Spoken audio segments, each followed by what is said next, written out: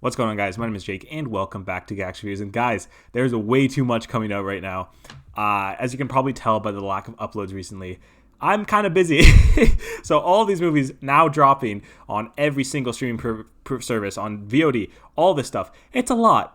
So I'm going to have to do a quick reviews here for three movies. The Trial of Chicago 7, which dropped on Netflix last week. We have Borat Subsequent Moviefilm, which just dropped on Amazon Prime a couple days ago. And Love and Monsters, which was a VOD exclusive last week. And if you don't follow me on Letterboxd, you can look right here, right over here, somewhere where you just saw that pop up. My link to Letterboxd. Please go follow me there because I will have thoughts on the movies that I will be missing there if I don't have time to talk about it on YouTube, which may be coming up because exam season's coming. Anyways, let's talk about this movie before we get started. I want you guys in that comment section below. Have you seen any of these movies yet? Are you looking forward to checking them out? And what's your favorite one that you did check out?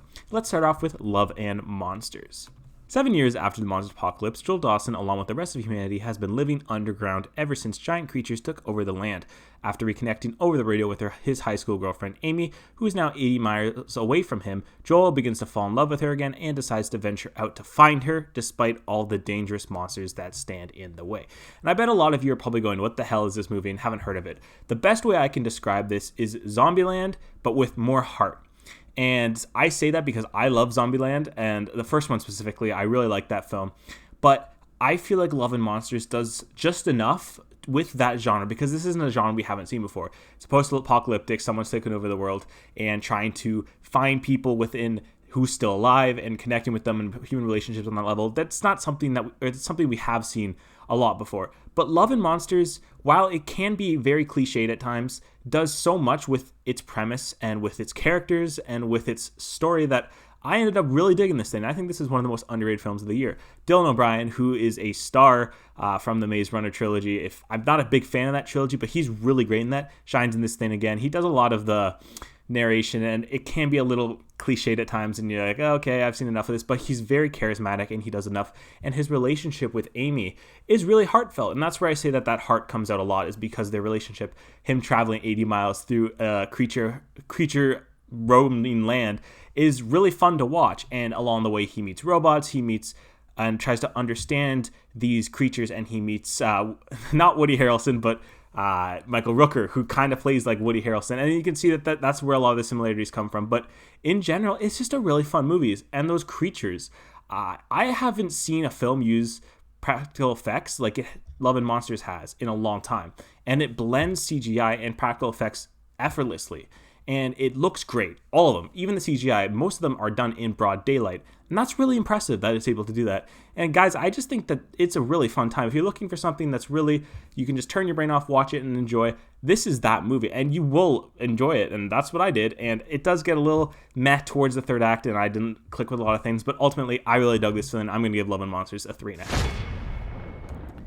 Next up we got is The Trial of the Chicago 7. The film is based off the infamous 1969 trial of 7 defendants charged with federal government with conspiracies and more arising from the countercultural protests in Chicago at the 1968 Democratic National Convention.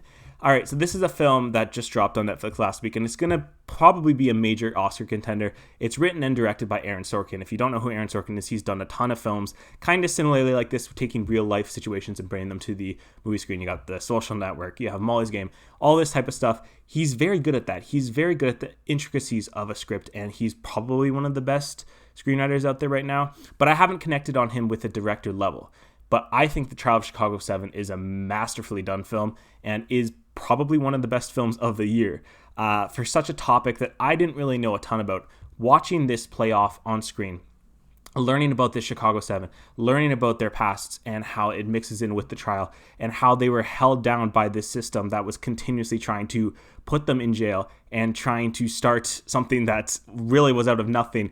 And it's frustrating to watch at times because you watch the judge and the things that he's willing to do to try to get these 7 in jail.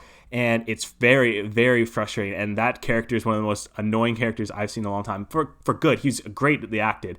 A lot of that also comes down to the casting and the acting. Sacha Baron Cohen, who's in another film we're going to be talking about. Eddie Redmayne, I'm not the biggest fan of him, but he was really good in this. Joseph Gordon-Levitt, Jeremy Strong, Mark Rylance. The standout for me, Yahya Abdul-Mateen as Bobby Seale. He's not in the movie a ton, but you can really tell his frustrations and the racism levels that are undercovered with this. And just in general, learning about the story of these characters how Aaron Sorkin presents them in a very fascinating, upbeat, energetic way that intercuts between the past, present, and the future, and you're trying to learn about these characters.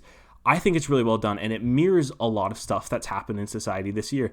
And it's scary. There's a lot of stuff in media that has come out, TV, movies, that has mirrored a lot of what's happening this year, especially when you look at the Black Lives Matter movement and the protests and how that kind of mirrors this. It's shocking for sure, but this is a movie that I think everyone needs to watch. It has a very good message in this and very interesting characters, very interesting story. And if you haven't heard about this before, this is the way to learn it. I'm going to give The Trial of Chicago 7 a 4.5. Next up, and finally, we have Borat subsequent movie film. Very nice. 14 years after the release of Borat, Borat once again journeys to the United States from Kazakhstan in the middle of the COVID-19 pandemic and the 2020 elections. So if you don't know what Borat is for some strange reason, this is probably the perfect year to have Borat back in our lives. And everyone's been wanting a sequel since 2006, when he made Borat for the first time, and just how it makes fun of and pushes the boundaries so far on humans in the United States, and just seeing some of the interactions that Borat has and seeing the responses from the people that just blow your mind. And I'm someone who never really fully appreciated Sacha Baron Cohen until this year. I have only seen The Dictator and I guess the Madagascar movies before this year. And when I heard about the sequel of Borat, I was like, okay, I should probably finally check it out. And I think that the first movie is one of the funniest movies I've ever seen. And he just keeps pushing the envelope, pushing it. And he gets away with so much stuff, but it's fascinating to watch. And it's aged incredibly well. I was worried with the sequel that this was going to be something that's not going to age well, because it's very much of our time right now. You look at the premise. He comes back during the election period, which is right now. He comes back and during COVID, and you see his character going through all that. And there's a problem with this also, is that Sacha Baron Cohen as Borat has become a cultural icon of sorts. Everyone recognizes him. So it's interesting to see the way that the story unfolds, and they make fun of that and how he has to go in disguise as Borat. So it's basically Sacha Baron Cohen playing Borat, playing another character. And it's fun to watch, and that's just where this movie boils down to, is really fun. The new additions to this thing, you have Maria Balkova, who is phenomenal as Borat's daughter. And this is a story that I didn't really think was going to work, and the sequels do this a lot, is they try to push a different boundary with new characters. And I don't love that in comedy movies, but I think she's great in this, and it adds a ton of heart, which I was not expecting. And there's lots of scenes in here that are very heartfelt, and the interactions between her character, Borat's daughter, and some of these other people who are trying to tell her what life is like in America for a woman who doesn't have those rights in Kazakhstan, but now do in the US. It's funny on a level, but it's also really heartwarming. And it's fun to see Sacha Baron Cohen push that level and envelope even more. And yeah, this is very much of its time right now. Mike Pence is in this movie unwillingly, Rudy Giuliani, and that's a sequence I'm not going to really talk about because I'm sure you've probably heard of what's happened, but that's kind of a spoiler.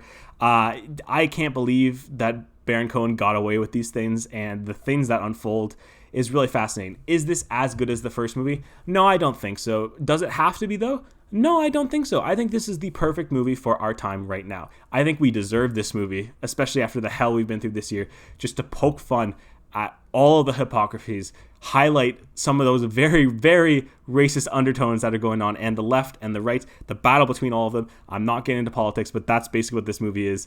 It's fun to watch, and I'm going to give Borat subsequent movie film a 3.5.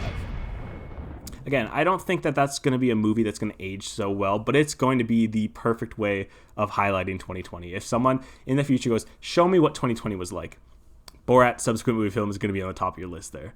Yeah, that about wraps up for this video. If you guys did enjoy that, I want you guys to hit that like button and subscribe for more. Also, thank you so much for 150 subscribers. We are just blowing through these subscribers at this point. I feel like it was only 2 months ago that we were celebrating 100. I appreciate it so much. Thank you guys so much. I'm going to try to keep the content up. It's been very busy in my life so far, so I apologize if stuff is going to be a little bit delayed coming out with these reviews and stuff, but I will try to get them all up for you guys. And yeah, I'll see you guys in the next one. Thanks for watching.